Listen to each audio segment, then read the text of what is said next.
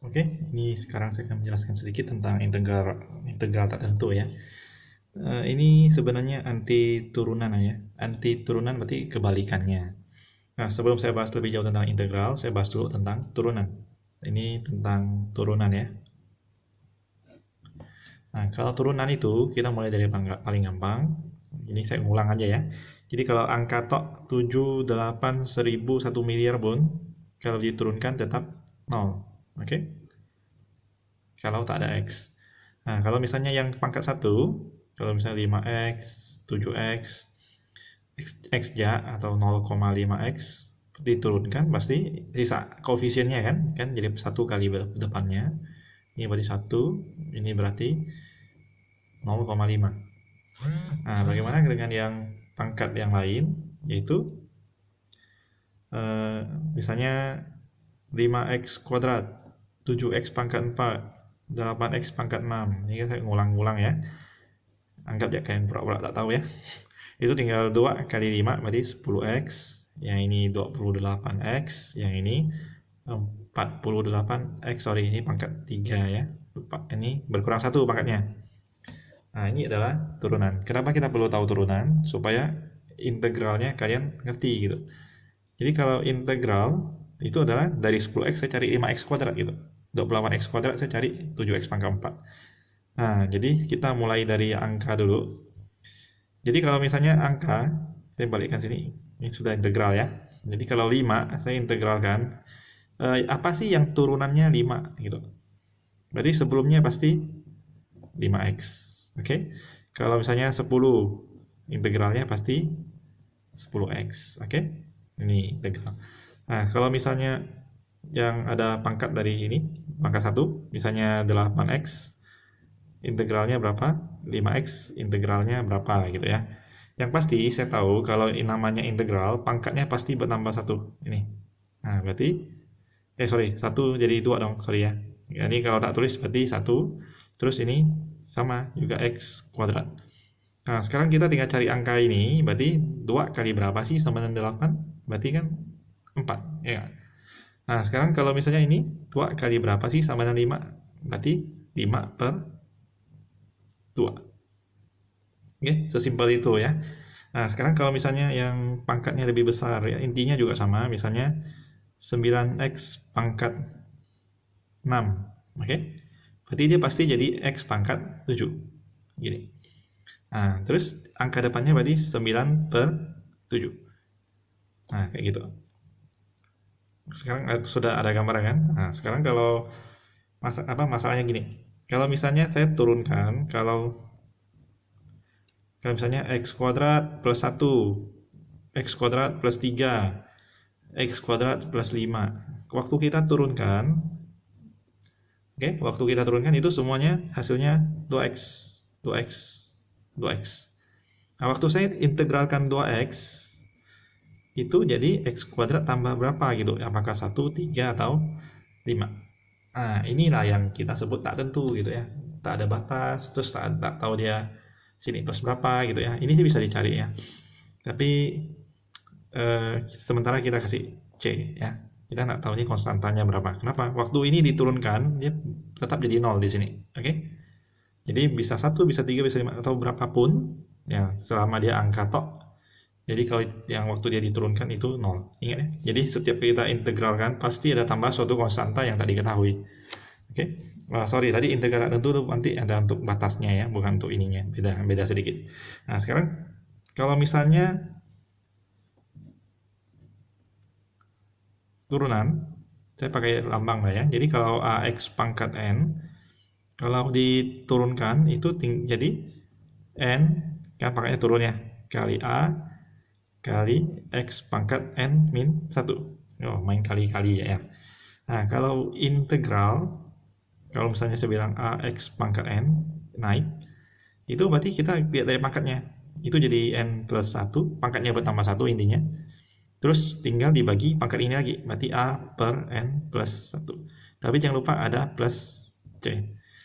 Nah, inilah dia tentang integral. Nah, cuma nanti di soal tak mungkin dong tulis panah-panah gini, enggak ada notasinya. Yaitu kalau misalnya notasi MTK-nya lah ya. notasi atau penulisan gitu ya. Penulisan itu ini penulisannya gini, maksudnya integral AX pangkat N. Nah, lambang ini adalah integral kayak S, saya jelek ya tulisannya ya. Nah, dia terhadap variabel X. Ini kan turunnya terhadap X ya, sama ya. Ini pun integralnya terhadap X. Kita jelaskan, tulis terhadap X. Kalau misalnya terhadap Y, berarti DY gitu ya. Nah, sekarang kalau ini, hasilnya kan ini. Ya, tulislah hasilnya. A, N plus 1, sini X, N plus 1, sini plus C. Nah, ini tentang integral ya. Oke, jadi contoh lagi, saya tulis contoh lagi. Ini ya versi penulisan kayak begini. Berarti kalau integral 5 dx, kita tulisnya 5x plus c, gitu ya, gampang kan? Tapi kalau misalnya 7x dx, berarti ini jadi pangkat 2, ini 7 per 2, sama ya ini, plus c. Oke? Nah, integral lagi misalnya 8x pangkat 5, berarti misalnya ini jadi 8 per 6 x pangkat 6 plus c. Kenapa 6? 5 tambah 1 gitu ya. Nah, kalau mau disederhanakan boleh, berarti 4 per 3 x pangkat 6 plus c. Oke, kira-kira seperti ini. Ini versi gampangnya dulu.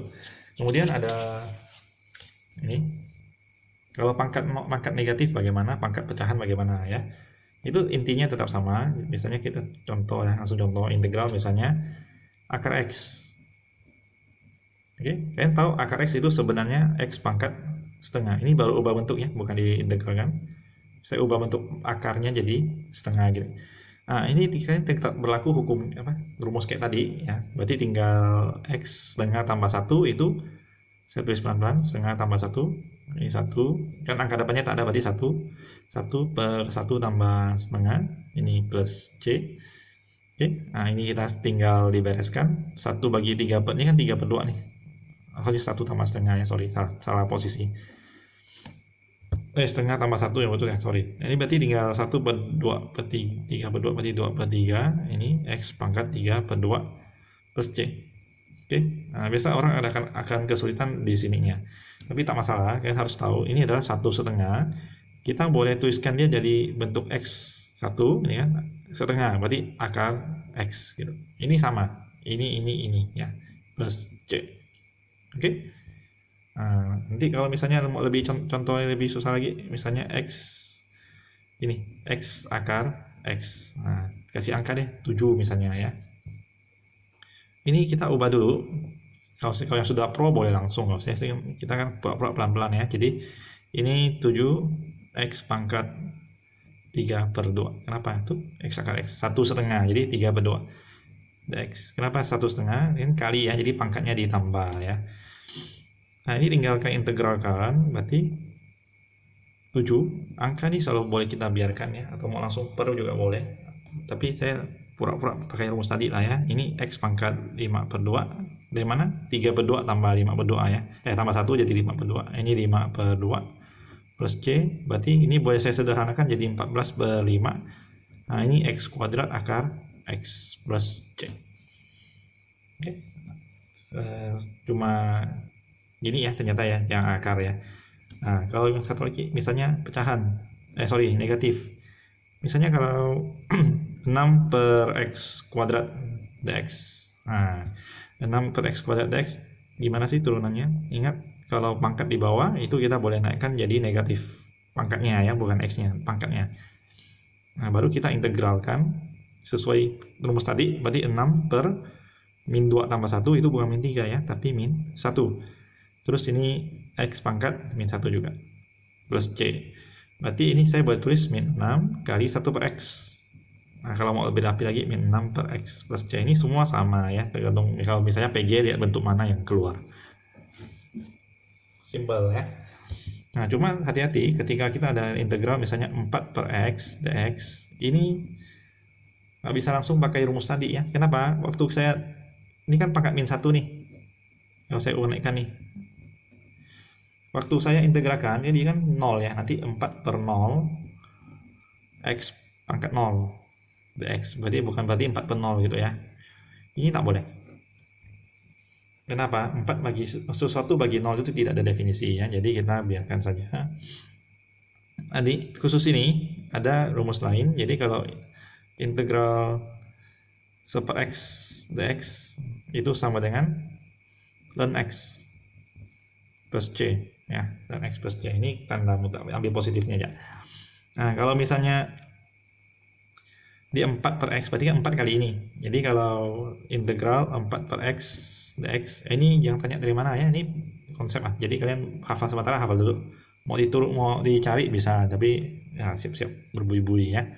Ini karena waktunya singkat, saya bahas yang singkat ya. Jadi ini 4 per x berarti kita boleh tulis 4 kali 1 per x kan? Berarti 4 kali ln x plus c. Nah, cuma kayak begini ya. Oke, nah, saya pause dulu. Oke, saya lanjut, saya geser sedikit. Nah, ini sekarang kalau misalnya integral, saya pakai yang simple-simple dulu ya. Jadi kalau misalnya 4x plus 7 dx, saya masih plus semuanya, jarang negatif ya. Karena biasa kalau negatif cenderung salah. Nah, kalau ada tanda operasional plus nih atau kurang, plus min, kalau turunan kan kita masing-masing turunkan ya. Integral juga sama, ingat integral itu lawan dari turunan, jadi kita kembalikan dia sesuai dengan sifat turunan. Jadi kalau ini saya integralkan, itu langsung 4x itu hasilnya kan 2x kuadrat ya. 7 ya, 7x. Tapi jangan lupa setiap kali integral pasti plus c.